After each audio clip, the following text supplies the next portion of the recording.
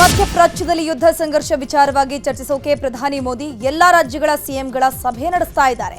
Virtual ಸಭೆ ನಡೀತಾ ಇದ್ದು ಸಭೆಯಲ್ಲಿ ದೇಶದಲ್ಲಿ ಇಂಧನ, ಅನಿಲ ಕೊರತೆ ಬಗ್ಗೆ ಚರ್ಚೆ ನಡೆಸಲಾಗುತ್ತಿದೆ. ರಾಜ್ಯಗಳ ಪಾತ್ರದ ಬಗ್ಗೆ ಪ್ರಧಾನಿ ಮೋದಿ ಮಾಹಿತಿಯನ್ನು ಕಲೆ ಹಾಕ್ತಾ ಇದ್ದಾರೆ. ಪ್ರಧಾನಿ ಮೋದಿ ಜೊತೆಗಿನ ಸಭೆಗೆ ಸಿಎಂ ಸಿದ್ದರಾಮಯ್ಯ ಗೈರಾಗಿದ್ದು, ಆಹಾರ ಸಚಿವ ಕೆಎಚ್ ಮುನಿಯಪ್ಪ ಭಾಗಿಯಾಗಿದ್ದಾರೆ.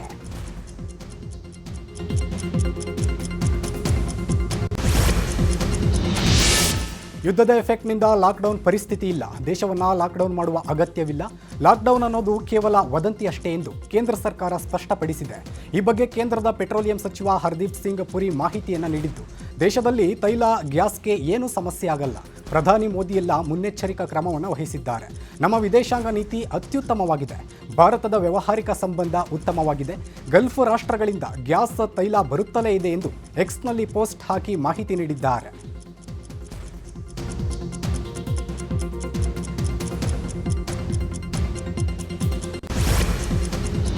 ಮಧ್ಯಪ್ರಾಚ್ಯ ಬಿಕ್ಕಟ್ಟಿನ ನಡುವೆ ದೇಶದ ಜನರಿಗೆ ಕೇಂದ್ರ ಸರ್ಕಾರ ಗುಡ್ ನ್ಯೂಸ್ ಅನ್ನು ಕೊಟ್ಟಿದೆ.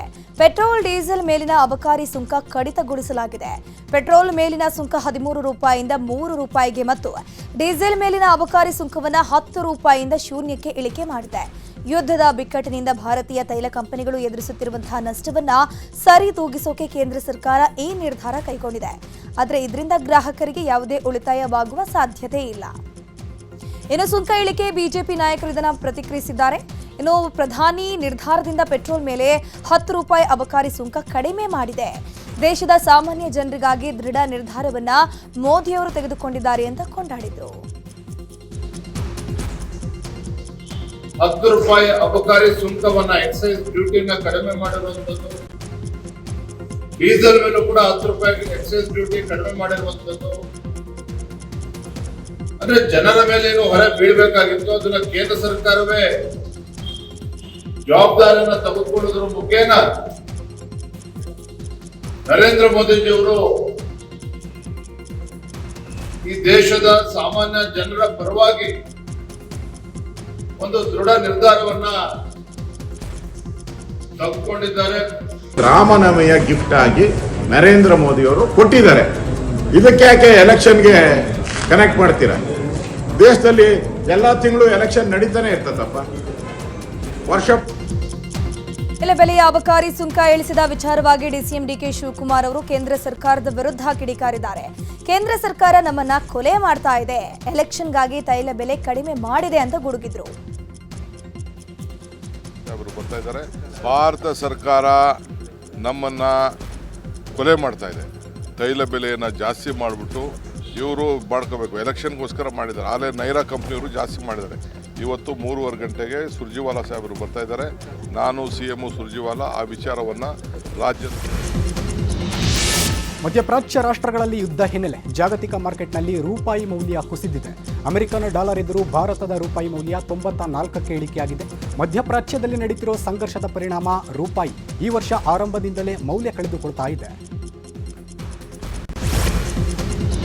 ಹಾರ್ಮುಜ್ ಜಲಸಂಧಿಯಲ್ಲಿ ಥಾಯ್ಲೆಂಡ್ ಹಡಗಿನ ಮೇಲೆ ಇರಾನ್ ಅಟ್ಯಾಕ್ ಅನ್ನು ಮಾಡಿದೆ. ಥಾಯ್ ಧ್ವಜ ಇದ್ದ ಹಡಗಿನ ಮೇಲೆ ಕ್ಷಿಪಣಿಗಳಿಂದ ಅಟ್ಯಾಕ್ ಮಾಡಲಾಗಿದ್ದು, ಇರಾನ್ನ ಕೇಶ್ಯ ದ್ವೀಪದ ಬಳಿ ಇದ್ದಂತಹ ಹಡಗಿನ ಮೇಲೆ ದಾಳಿ ನಡೆಸಲಾಗಿದೆ. ಮಯೂರಿ ನಾರಿ ಎಂಬ ಹಡಗಿನ ಮೇಲೆ ದಾಳಿಯಾಗಿದ್ದು, ಹಡಗಿನಲ್ಲಿದ್ದ ಸಿಬ್ಬಂದಿ ನಾಪತ್ತೆಯಾಗಿದ್ದಾರೆ.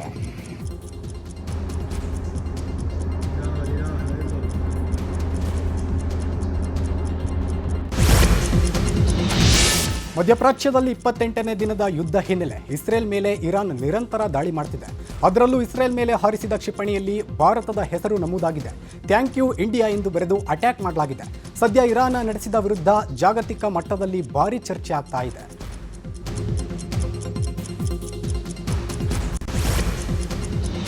ಲೆಬನಾನ್ ಮೇಲೆ ಇಸ್ರೇಲ್ ನಿರಂತರ ದಾಳಿಯನ್ನು ಮಾಡ್ತಾ ಇದೆ. ಈ ಮಧ್ಯೆ ಲೆಬನಾನ್ನಲ್ಲಿರುವಂತಹ ಹಿಜ್ಬುಲ್ಲಾಗಳು ಇಸ್ರೇಲ್ ಮೇಲೆ ಡ್ರೋನ್ ದಾಳಿಯನ್ನು ನಡೆಸ್ತಾ ಇದೆ.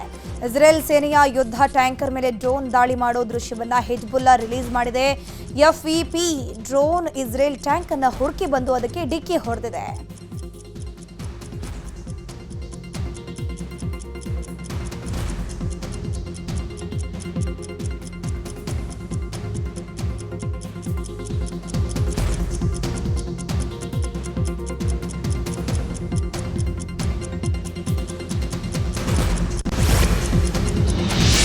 ಇರಾನ್ ಅಮೆರಿಕ ಸಂಘರ್ಷದಲ್ಲಿ ಪಾಕಿಸ್ತಾನದ ಪಾತ್ರದ ಕುರಿತು ಈಗ ಹೊಸ ವಿವಾದವೊಂದು ಹುಟ್ಟಿಕೊಂಡಿದೆ. ಕದನ ವಿರಾಮ ವಿಚಾರವಾಗಿ ಮಧ್ಯಸ್ಥಿಕೆ ವಹಿಸೋದಾಗಿ ಹೇಳಿದ್ದ ಪಾಕಿಸ್ತಾನ ನಡೆಗೆ ಇರಾನ್ ಆಕ್ರೋಶ ವ್ಯಕ್ತಪಡಿಸಿದೆ.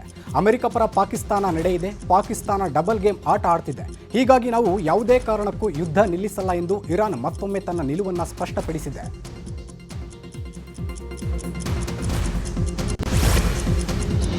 ಪಶ್ಚಿಮ ಏಷ್ಯಾದಲ್ಲಿ ಯುದ್ಧ ಉಲ್ಬಣಗೊಂಡಿದೆ. ಹೀಗಾಗಿ ರಾಜ್ಯದಲ್ಲಿ ತೈಲ ಬೆಲೆ ವದಂತಿ ಹೆಚ್ಚಾಗಿದೆ.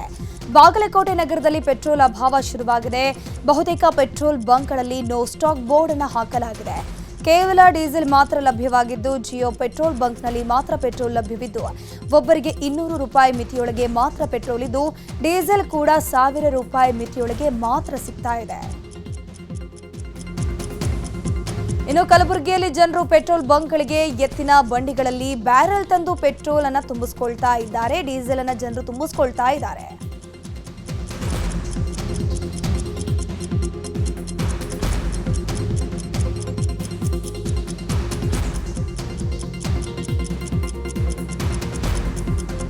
ಪೆಟ್ರೋಲ್ ಡೀಸೆಲ್ ಸಿಗಲ್ಲ ಎಂಬ ವದಂತಿಯಿಂದಾಗಿ ಜನರು ಕ್ಯಾನ್ಗಳಲ್ಲಿ ಪೆಟ್ರೋಲ್ ಅನ್ನು ತುಂಬಿಸ್ಕೊಳ್ತಾ ಇದ್ದಾರೆ. ಹೀಗಾಗಿ ಇನ್ನು ಮುಂದೆ ಕ್ಯಾನ್ಗಳಲ್ಲಿ ಪೆಟ್ರೋಲ್ ತುಂಬಿಸಿಕೊಂಡ್ರೆ ಕಾನೂನು ಕ್ರಮ ಆಗತ್ತೆ ಅಂತ ಮಂಡ್ಯದ ಡಿಸಿ ಡಾಕ್ಟರ್ ಕುಮಾರ್ ಎಚ್ಚರಿಕೆ ಕೊಟ್ಟಿದ್ದಾರೆ.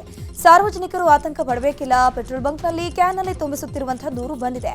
ಕ್ಯಾನ್ನಲ್ಲಿ ತುಂಬಿಸೋದು ಸರಿಯಲ್ಲ, ಕ್ಯಾನ್ನಲ್ಲಿ ಯಾರಾದರೂ ತುಂಬಿಸಿದ್ರೆ ಕ್ರಮ ಆಗತ್ತೆ ಅಂತ ಹೇಳಿದ್ರು. ಇನ್ನು ಚಿಕ್ಕಬಳ್ಳಾಪುರದಲ್ಲೂ ಕೂಡ ಜನರು ಪೆಟ್ರೋಲ್ ಬಂಕ್ಗಳಲ್ಲಿ ಕ್ಯಾನ್ ಬಾಟಲ್ಗಳಲ್ಲಿ ತುಂಬಿಸಿಕೊಳ್ಳುವುದನ್ನು ನಿಷೇಧ ಮಾಡಲಾಗಿದೆ. ಭಾರತ್ ಪೆಟ್ರೋಲಿಯಂ ಬಂಕ್ನಲ್ಲಿ ಹೊಸ ರೂಲ್ಸ್ ಅನ್ನು ತಂದಿದ್ದು, ಬಾಟಲ್, ಡ್ರಮ್, ಕ್ಯಾನ್ಗಳಲ್ಲಿ ಪೆಟ್ರೋಲ್ ತುಂಬಿಸಿಕೊಳ್ಳುವುದನ್ನು ನಿಷೇಧಿಸಲಾಗಿದೆ.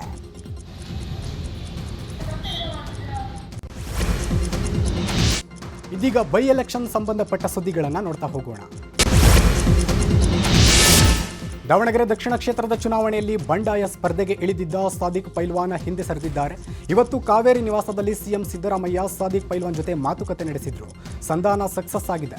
ಸಾದಿಕ್ಗೆ ಮುಂದಿನ ಚುನಾವಣೆಯಲ್ಲಿ ಅಲ್ಪಸಂಖ್ಯಾತರಿಗೆ ಟಿಕೆಟ್ ಕೊಡಿಸ್ತೇನೆ, ನಿಮಗೂ ನಿಗಮ ಮಂಡಳಿಯಲ್ಲಿ ಸ್ಥಾನಮಾನ ನೀಡ್ತೇನೆ ಎಂದು ಭರವಸೆ ನೀಡಿದ್ದಾರೆ. ಈ ಮೂಲಕ ಸಾದಿಕ್ ಕಣದಿಂದ ಹಿಂದೆ ಸರಿದಿದ್ದು, ಸಮರ್ಥ ಮಲ್ಲಿಕಾರ್ಜುನಿಗೆ ಬೆಂಬಲ ನೀಡೋದಾಗಿ ಸಾದಿಕ್ ಹೇಳಿದ್ದಾರೆ. ನಮ್ಮ ಪೈಲ್ವಾನ್ರವರು ನಾನು ಹುಟ್ಟಲಾಗಿಂದನೂ ಕಾಂಗ್ರೆಸ್ ಬೆಳೆಸಿದ್ದೀನಿ. ನನ್ನ ಮಕ್ಕಳು, ನನ್ನ ತಮ್ಮ ಬ್ಲಾಕ್ ಪ್ರೆಸಿಡೆಂಟು, ನನ್ನ ಮಗ ಯೂತ್ ಕಾಂಗ್ರೆಸ್. ನಮ್ಮ ಪೈಲ್ವಾನ್ರವರು ನಾನು ಹುಟ್ಟಲಾಗಿಂದನೂ ಕಾಂಗ್ರೆಸ್ ಬೆಳೆಸಿದ್ದೀನಿ. ನನ್ನ ಮಕ್ಕಳು, ನನ್ನ ತಮ್ಮ ಬ್ಲಾಕ್ ಪ್ರೆಸಿಡೆಂಟು, ನನ್ನ ಮಗ ಯೂತ್ ಕಾಂಗ್ರೆಸ್ ಪ್ರೆಸಿಡೆಂಟು, ನಾನು ಕಾಂಗ್ರೆಸ್ಸಿಗ. ಪೈಲ್ವಾನ್ ಸಾದಿಕ್ ಭಾಳ ವರ್ಷಗಳಿಂದ ನನಗೂ ಅವ್ರ ಪರಿಚಯ. ಸಾದಿಕ್ ಅವ್ರು ಪೈಲ್ವಾನ್ ಕುಸ್ತಿ ಮಾಡ್ತಾ ಇದ್ದಾಗಿಂದ ಪರಿಚಯ. ನಾನು ಕುಸ್ತಿ ನೋಡೋಕೆ ಹೋಗ್ತಿದ್ದೆ, ಇವರು ಕುಸ್ತಿ ನೋಡೋಕ್ಕೆ ಹೋಗ್ತಾ ಇದ್ದೆ. ಇವರು ಆಕಾಂಕ್ಷಿಯಾಗಿದ್ದು, ಆಕಾಂಕ್ಷಿಗಳಾಗೋದು ತಪ್ಪೇನಿಲ್ಲ, ಆದರೆ ಎಲ್ರಿಗೂ ಕೊಡೋಕ್ಕಾಗಲ್ಲ. ಕಾಂಗ್ರೆಸ್ನ ನೀತಿಯಂತೆ ಯಾರು ಮರಣ ಹೊಂದಿದ್ದಾರೆ ಅವ್ರ ಮನೆಯವ್ರಿಗೆ ಕೊಡೋದು ಅಂತೇಳಿ ಬಾಗಲಕೋಟೆಯಲ್ಲಿ ಈಗ 2 ಬೈ ಎಲೆಕ್ಷನ್ಗಳು ನಡೀತಾ ಇದ್ದಾವೆ. ಒಂದು ಬಾಗಲಕೋಟೆ, ಇನ್ನೊಂದು ದಾವಣಗೆರೆಯಲ್ಲೂ ಶಿವಶಂಕರಪ್ಪನವ್ರ ಮೊಮ್ಮಗನ ಕೊಟ್ಟಿದ್ದೀವಿ. ನಾನು ಪೈಲ್ವಾನ್ ಸಾದಿಕ್ ಅವರಿಗೆ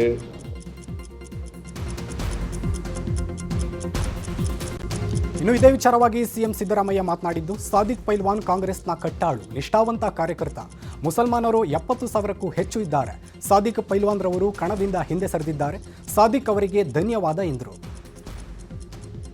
ಇನ್ನು ಮಾತನಾಡಿದ ಡಿಸಿಎಂ ಡಿಕೆ ಶಿವಕುಮಾರ್, ಕಾಂಗ್ರೆಸ್ ಅಭ್ಯರ್ಥಿಗೆ ಬೆಂಬಲಿಗರು ಸಾದಿಕ್ ಒಪ್ಪಿದ್ದಾರೆ, ಅವರಿಗೆ ಸೂಕ್ತ ಸ್ಥಾನಮಾನ ನೀಡಲಾಗುತ್ತದೆ ಅಂತ ಹೇಳಿದ್ದಾರೆ. ನಮ್ಮ ಪೈಲ್ವಾನ್ರವರು ನಾನು ಹುಟ್ಟಲಾಗಿಂದನೂ ಕಾಂಗ್ರೆಸ್ ಬೆಳೆಸಿದ್ದೀನಿ. ನನ್ನ ಮಕ್ಕಳು, ನನ್ನ ತಮ್ಮ ಬ್ಲಾಕ್ ಪ್ರೆಸಿಡೆಂಟು, ನನ್ನ ಮಗ ಯೂತ್ ಕಾಂಗ್ರೆಸ್ ಪ್ರೆಸಿಡೆಂಟು, ನಾನು ಕಾಂಗ್ರೆಸ್ಸಿಗ ಅಂಥೇಳಿ ಅವರು ಕೂಡ ಅವರ ನೋವನ್ನು ಕೂಡ ಅವ್ರು ಹೇಳಿಕೊಂಡ್ರು. ಕೇಳೋದೇನು ತಪ್ಪೇನಿಲ್ಲ, ಅವರ ಹಕ್ಕು, ಅವರ ಜವಾಬ್ದಾರಿ. ನಾಯಕತ್ವವನ್ನು ಮೊದಲಿಂದ 40 ವರ್ಷದಿಂದ ಮಾಡಿದ್ದಾರೆ. ನಾನು ಈ ಪಕ್ಷನ ಉಳಿಸ್ಕೊಳ್ತೇನೆ, ಪಕ್ಷನ ಗೆಲ್ಲಿಸ್ತೇವೆ, ಎಲ್ಲರ ಜವಾಬ್ದಾರಿ ನಾವು ತೆಗೆದುಕೊಳ್ತೇವೆ.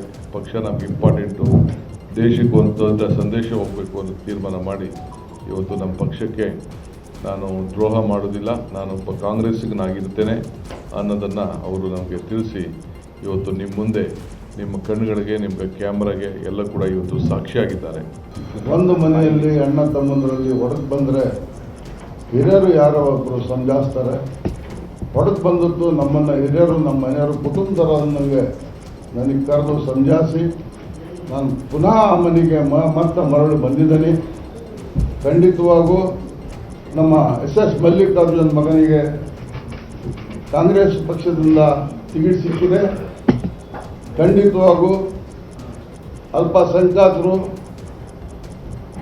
ಆಯ್ದ ವರ್ಗದ ಜನ, ಎಲ್ಲ ಧರ್ಮದ ಜನ ಅವರಿಗೆ ಭುಜ ಹಚ್ಚಿ ಅಂತರ ಮತದಿಂದ 9ನೇ ತಾರೀಕಿಗೆ ನಾವು ಮತ ನೀಡಿ ನಾವು ವಿಧಾನಸೌಧಕ್ಕೆ ಅವರಿಗೆ ಕಳಿಸ್ಕೊಡ್ತೀವಿ ಅಂತೇಳಿ ತಮ್ಮ ಮೂಲಕ ಕಾಂಗ್ರೆಸ್ನ ವಿರುದ್ಧ ತೊಡೆತಟ್ಟಿದ್ದ ಸಾದಿಕ್ ಪೈಲ್ವಾನ್ ಯು ಟರ್ನ್ ಹೊಡೆದಿದ್ದಾರೆ. ಇದರಿಂದಾಗಿ ಸಾದಿಕ್ ಪೈಲ್ವಾನ್ಗೆ ಬೆಂಬಲ ಸೂಚಿಸಿದ್ದ ಪಕ್ಷೇತರ ಅಭ್ಯರ್ಥಿಗೆ ಶಾಕ್ ಆಗಿದೆ. ಈ ಬಗ್ಗೆ ಮಾತನಾಡಿದ ಮನ್ಸೂರ್ ಅಲಿ, ಮಧ್ಯರಾತ್ರಿ 1 ಗಂಟೆವರೆಗೆ ಸಾದಿಕ್ ಪೈಲ್ವಾನ್ ನನ್ನ ಜೊತೆಗೆ ಇದ್ರು. ಬೆಳಗ್ಗೆ ಪ್ರಚಾರಕ್ಕೆ ಹೋಗೋಣ ಅಂತ ಪ್ಲಾನ್ ಮಾಡಿದ್ವಿ. ಎಲ್ಲರೂ ಸೇರಿ ಸಾದಿಕ್ ಪೈಲ್ವಾನ್ ಬೆಂಬಲಿಸೋಣ ಅಂತ ಅನ್ಕೊಂಡಿದ್ವಿ. ಈ ಕಣದಿಂದ ಹಿಂದೆ ಸರಿದಿರೋದು ಗೊತ್ತಾಗಿದೆ ಅಂತಂದ್ರು. ಸರ್, ನಿನ್ನೆ ರಾತ್ರಿ 1 ಗಂಟೆ ಮಟ್ಟ ನಾವು ಅವರು ಮಾತಾಡ್ತಾ ಇದ್ವಿ. ಬೆಳಗ್ಗೆಲ್ಲ ಕ್ಯಾನ್ವಸಿಗೆ ಹೋಗೋಣ, ಎಲ್ಲ ಮಾಡೋಣ ಅಂತ ಇದ್ವಿ. CM ಕರೆದಿದ್ದಾರೆ, ಹೋಗಿದ್ದಾರೆ, ನೋಡೋಣ ಬಂದಮೇಲೆ ಏನು ಮಾತಾಡ್ತಾರೆ, ಸಮಾಜಕ್ಕೆ ಏನು ಉತ್ತರ ಕೊಡ್ತಾರೆ ಅಂತ. ಇವತ್ತು ಮಧ್ಯಾಹ್ನನೇ ಸರ್, ಫೋಟೋ ಬಂದಮೇಲೆ ಅಲ್ಲಿಂದ ನಾನ್ ಸ್ಟಾಪ್ ಫೋನ್ ಬರ್ತಾ ಇದೆ. ಎಲ್ಲರದು ಎತ್ತಾ ಇಲ್ಲ ಯಾರು ಕೂಡ. ಇಲ್ಲಿ ಬಂದು ನಾನು ಡಾಕ್ಯುಮೆಂಟ್ಸ್ ರೆಡಿ ಮಾಡ್ತಾ ಇದ್ದೆ. ದಾವಣಗೆರೆ ದಕ್ಷಿಣ ಉಪಚುನಾವಣೆಯಲ್ಲಿ ಬಿಜೆಪಿ ಅಬ್ಬರದ ಪ್ರಚಾರ ನಡೆಸಿದೆ. ಇಂದು ರಾಮನವಮಿ ಹಿನ್ನೆಲೆ ಬಿಜೆಪಿ ಅಭ್ಯರ್ಥಿ ಶ್ರೀನಿವಾಸ ದಾಸಕರಿಯಪ್ಪ ಜಯದೇವ ಸರ್ಕಲ್ನಲ್ಲಿರುವ ಶ್ರೀರಾಮನ ದೇವಸ್ಥಾನದಲ್ಲಿ ಪೂಜೆ ಸಲ್ಲಿಸಿ ಪ್ರಚಾರ ಮಾಡಿದರು. KB ಬಡಾವಣೆ, ಲಾಯರ ರಸ್ತೆ ಸೇರಿದಂತೆ ಕೆಲವೆಡೆ ಪ್ರಚಾರ ಮಾಡಿದರು. ದಾವಣಗೆರೆ ದಕ್ಷಿಣದಲ್ಲಿ ಉಪಸಮರ ಅಖಾಡ ರಂಗೇರಿದೆ. ಕಾಂಗ್ರೆಸ್ ತೊರೆದು ಬಿಜೆಪಿ ಸೇರ್ಪಡೆಯಾದ ಯುವಕರಿಂದ ಉರುಳು ಸೇವೆಯನ್ನು ಮಾಡಲಾಗಿದೆ. ದಾವಣಗೆರೆ ಶಕ್ತಿ ದೇವತೆ ದುರ್ಗಾಂಬಿಕಾ ದೇವಸ್ಥಾನದಲ್ಲಿ 20ಕ್ಕೂ ಅಧಿಕ ಯುವಕರು ಉರುಳು ಸೇವೆಯನ್ನು ಮಾಡಿದ್ದಾರೆ. ಬಿಜೆಪಿ ಅಭ್ಯರ್ಥಿ ಶ್ರೀನಿವಾಸ ದಾಸಕರಿಯಪ್ಪ ಗೆಲುವಿಗಾಗಿ ಪ್ರಾರ್ಥನೆಯನ್ನು ಮಾಡಲಾಗಿದೆ. ದಾವಣಗೆರೆ ಬಿಜೆಪಿ ಕಚೇರಿಯಲ್ಲಿ ಮಾಜಿ ಸಿಎಂ ಬಸವರಾಜ ಬೊಮ್ಮಾಯಿ ಸುದ್ದಿಗೋಷ್ಠಿ ನಡೆಸಿದ್ದು, ರಾಜ್ಯ ಸರ್ಕಾರದ ವಿರುದ್ಧ ಕಿಡಿಕಾರಿ.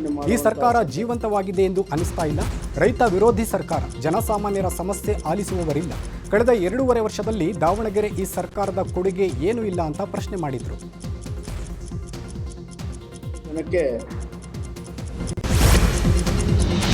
ಬೈ ಎಲೆಕ್ಷನ್ ಪ್ರಚಾರದ ಕಣಕ್ಕಿಳಿಯೋಕೆ ಬಿಜೆಪಿ ರೆಡಿಯಾಗಿದೆ. ಸ್ಟಾರ್ ಪ್ರಚಾರಕರ ಪಟ್ಟಿಗೆ ಎಲೆಕ್ಷನ್ ಕಮಿಷನ್ ಒಪ್ಪಿಗೆ ನೀಡಿದ್ದು, ಮಾಜಿ ಸಿಎಂ BS ಯಡಿಯೂರಪ್ಪ, ಕೇಂದ್ರ ಸಚಿವ ಪ್ರಹ್ಲಾದ್ ಜೋಶಿ, ರಾಜ್ಯಾಧ್ಯಕ್ಷ BY ವಿಜಯೇಂದ್ರ, ರಾಜ್ಯ ಬಿಜೆಪಿ ಉಸ್ತುವಾರಿ ರಾಧಾ ಮೋಹನ್ ದಾಸ್ ಅಗರ್ವಾಲ್, ವಿಧಾನಸಭೆ ಪ್ರತಿಪಕ್ಷ ನಾಯಕ ಆರ್ ಅಶೋಕ್, ಛಲವಾದಿ ನಾರಾಯಣಸ್ವಾಮಿ, ಜೆಡಿಎಸ್ನಿಂದ ಕೇಂದ್ರ ಸಚಿವ HD ಕುಮಾರಸ್ವಾಮಿ, HD ರೇವಣ್ಣ, ಸಂಸದ ಮಲ್ಲೇಶ್ ಬಾಬು ಪ್ರಚಾರ ನಡೆಸಲಿದ್ದಾರೆ.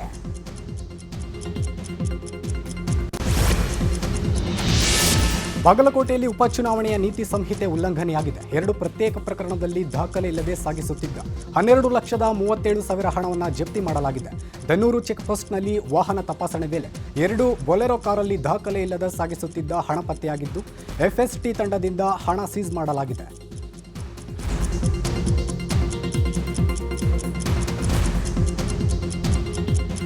ಬಾಗಲಕೋಟೆಯ ಕಿಲ್ಲಾ ಗಲ್ಲಿಯಲ್ಲಿ ಮಾಜಿ ಸಚಿವ ಶ್ರೀರಾಮುಲು ಪ್ರಚಾರ ಕೈಗೊಂಡಿದ್ದು, ಪ್ರಚಾರಕ್ಕೆ ತೆರಳಿದ ವೇಳೆ ಶ್ರೀರಾಮುಲು ಮುಂದೆ ಮಹಿಳೆಯರ ಗೋಳು ತೋಡಿಕೊಂಡಿದ್ದಾರೆ. ಮುಳುಗಡೆ ಪ್ರದೇಶದಲ್ಲಿ ಬಾಡಿಗೆ ಇದ್ದವರಿಗೆ ನಿವೇಶನ ನೀಡಿದ್ದಾರೆ. ನಮಗೆ ಇದುವರೆಗೂ ನಿವೇಶನ ನೀಡಿಲ್ಲ ಎಂದ ಮಹಿಳೆಯರು ಗೋಳಾಡಿದ್ದಾರೆ.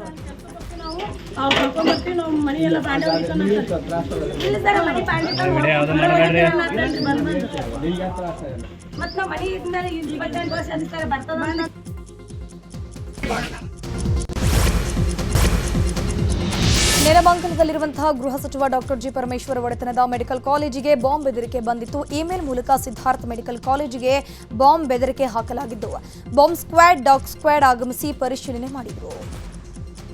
ಇತ್ತ ಕೋಲಾರದಲ್ಲೂ RTO ಕಚೇರಿಗೆ ಬಾಂಬ್ ಬೆದರಿಕೆಯ ಸಂದೇಶ ಬಂದಿದ್ದು, ಸ್ಥಳದಲ್ಲಿ ಬಾಂಬ್ ಸ್ಕ್ವಾಡ್ ಆಗಮಿಸಿ ಪರಿಶೀಲನೆ ನಡೆಸಿದರು.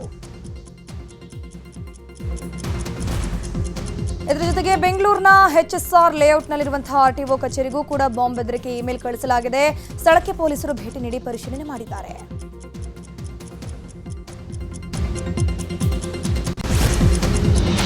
SSLCಯಲ್ಲಿ 625 ಅಲ್ಲ 525 ಅಂಕ ಅಷ್ಟೇ ಸಾಕು ಅಂತ ಶಿಕ್ಷಣ ಸಚಿವ ಮಧು ಬಂಗಾರಪ್ಪ ಹೇಳಿದ್ದಾರೆ. ಈ ಕುರಿತು ಮಾತನಾಡಿರುವ ಅವರು, ಹಿಂದಿ ಕೈ ಬಿಡುವಂತೆ ಕನ್ನಡಪರ ಸಂಘಟನೆಗಳು ಮನವಿ ಮಾಡಿದ್ರು. ಈಗಾಗಲೇ CM ಜೊತೆ ಚರ್ಚೆ ನಡೆಸಿ ತೀರ್ಮಾನ ತೆಗೆದುಕೊಂಡಿದ್ದೀನಿ. ಹೀಗಾಗಿ ಹಿಂದಿ ವಿಷಯ ಅಂಕಗಳ ಪರಿಗಣನೆ ಇರೋದಿಲ್ಲ. ಆದರೆ ವಿದ್ಯಾರ್ಥಿಗಳು ಪರೀಕ್ಷೆಗೆ ಹಾಜರಾಗಲೇಬೇಕು. ಯಾವುದೇ ತೃತೀಯ ಭಾಷೆಗೆ ಗ್ರೇಡ್ ಮಾತ್ರ ನೀಡಲಾಗುತ್ತೆ ಅಂತಂದ್ರು. ಧಾರವಾಡದ ಬಳಿಕ ಇದೀಗ ಕಲಬುರಗಿಯಲ್ಲೂ ವಿದ್ಯಾರ್ಥಿಗಳ ಬೃಹತ್ ಪ್ರತಿಭಟನೆ ನಡೆಸಿದ್ದಾರೆ. ನಗರದ ಜಗತ್ ವೃತ್ತದಿಂದ ಜಿಲ್ಲಾಧಿಕಾರಿ ಕಚೇರಿಯವರೆಗೆ ಬೃಹತ್ ಪ್ರತಿಭಟನಾ ಮೆರವಣಿಗೆ ನಡೆಸಲಾಗಿದೆ. ಕೆಪಿಎಸ್ಸಿಯಲ್ಲಿ ಸಾಕಷ್ಟು ಹುದ್ದೆಗಳ ನೇಮಕಾತಿಯಲ್ಲಿ ಅಕ್ರಮ ನಡೆದಿದೆ. ಈ ಕುರಿತು ಸಮಗ್ರ ತನಿಖೆ ನಡೆಸಬೇಕು ಎಂದು ಪ್ರತಿಭಟನಾಕಾರರು ಆಕ್ರೋಶ ವ್ಯಕ್ತಪಡಿಸಿದ್ದಾರೆ. ಡಿಸಿ ಕಚೇರಿ ಮುಂಭಾಗ ಸಾವಿರಾರು ವಿದ್ಯಾರ್ಥಿಗಳು ಜಮಾಯಿಸಿ ಖಾಲಿ ಇರೋ ಹುದ್ದೆಗಳ ಭರ್ತಿ ಮಾಡಬೇಕು ಮತ್ತು ಹುದ್ದೆಗಳ ನೇಮಕಾತಿಯಲ್ಲಿ ನಡೆದಿರೋ ಅಕ್ರಮ ತನಿಖೆ ಮಾಡಬೇಕೆಂದು ಆಗ್ರಹಿಸಿದ್ದಾರೆ. ಚಿತ್ರದುರ್ಗದಲ್ಲಿ ಮದುವೆ ಊಟ ಮಾಡಿದ್ದ 20ಕ್ಕೂ ಹೆಚ್ಚು ಮಂದಿ ಅಸ್ವಸ್ಥರಾಗಿದ್ದಾರೆ. ಫುಡ್ ಪಾಯ್ಸನ್ ಆಗಿ ರಾಂಪುರ ಆಸ್ಪತ್ರೆಗೆ ದಾಖಲಾಗಿದ್ದಾರೆ. ಮೊಳಕಾಲ್ಮೂರು ತಾಲೂಕಿನ ಎನ್ಆರ್ಕೆಪುರ ಗ್ರಾಮದಲ್ಲಿ ಒಂದು ಘಟನೆ ನಡೆದಿದೆ. ನೆನ್ನೆ ಮದುವೆ ಕಾರ್ಯಕ್ರಮ ನಡೆದಿತ್ತು. ಈ ವೇಳೆ ಮದುವೆ ಮನೆಯಲ್ಲಿ ಊಟ ಮಾಡಿದ್ದ 20ಕ್ಕೂ ಹೆಚ್ಚು ಮಂದಿಗೆ ವಾಂತಿ ಭೇದಿ ಕಾಣಿಸಿಕೊಂಡು ಅಸ್ವಸ್ಥರಾಗಿದ್ದಾರೆ.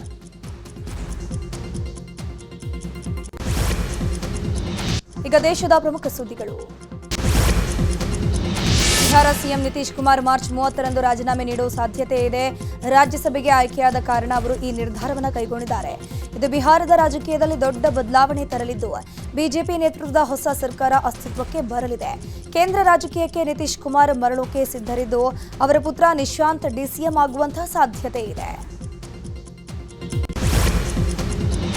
ಪಶ್ಚಿಮ ಬಂಗಾಳದಲ್ಲಿ ಬಿಜೆಪಿ ಮಾಜಿ ರಾಜ್ಯಾಧ್ಯಕ್ಷ ದಿಲೀಪ್ ಘೋಷ್ ವಿವಾದಾತ್ಮಕ ಹೇಳಿಕೆಯನ್ನು ಕೊಟ್ಟಿದ್ದಾರೆ. ಬಿಜೆಪಿ ಅಧಿಕಾರಕ್ಕೆ ಬಂದರೆ ಅಪರಾಧಿಗಳ ವಿರುದ್ಧ ಉತ್ತರ ಪ್ರದೇಶ ಶೈಲಿಯ ಎನ್ಕೌಂಟರ್ ನಡೆಸಲಾಗುತ್ತೆ ಅಂತ ಹೇಳಿದ್ದಾರೆ. ಬಂಗಾಳದ ಖರಗಪುರ ಕ್ಷೇತ್ರದ ಅಭ್ಯರ್ಥಿಯಾಗಿರುವಂತಹ ಘೋಷ್ ಚುನಾವಣಾ ಪ್ರಚಾರದಲ್ಲಿ ಪಶ್ಚಿಮ ಬಂಗಾಳದ ಪೊಲೀಸರು ಟಿಎಂಸಿ ಆದೇಶದಂತೆ ಕಾರ್ಯನಿರ್ವಹಿಸುತ್ತಿದ್ದಾರೆ. ಮೇ 4ರ ನಂತರ ಎಲ್ಲವೂ ಬದಲಾಗುತ್ತೆ. ಉತ್ತರ ಪ್ರದೇಶದ ಮಾದರಿಯಲ್ಲೇ ಬಂಗಾಳದಲ್ಲೂ ಕೂಡ ಬಿಜೆಪಿ ಜಾರಿಗೊಳಿಸುತ್ತದೆ ಅಂತ ಘೋಷ್ ಹೇಳಿಕೊಂಡಿದ್ದಾರೆ.